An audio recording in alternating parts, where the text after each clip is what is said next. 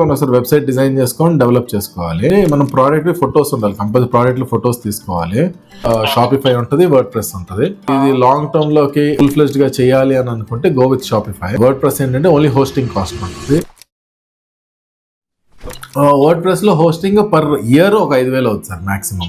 మేము డిజైన్ చేసి డెవలప్ చేస్తాం. మా సర్వీస్ ఫీ సపరేట్ గా తీసుకుంటాము. పేమెంట్ గేట్వే కూడా ఇంటిగ్రేషన్ చేపిస్తాను. ఒక వెబ్సైట్ చేసుకోవడానికి నాకు కావాల్సింది main product photographs, product category, ఒక డొమైన్, అండ్ దాన్ని బట్టి హోస్టింగ్ అంటే షాపిఫై అంటే హోస్టింగ్ అక్కర్లా, వర్డ్ ప్రెస్ అంటే హోస్టింగ్ కావాలి. అవును. సో ప్రోడక్ట్ ఇమేజెస్ కూడా మా వాళ్ళు షూట్ చేస్తారు, ఉన్నారు ఫోటోగ్రాఫర్. మీరు ప్రోడక్ట్స్ మాకు ఇచ్చేస్తే మేము కూడా షూట్ చేసి ఇస్తాం సపరేట్ కాస్ట్ లో వాటికి.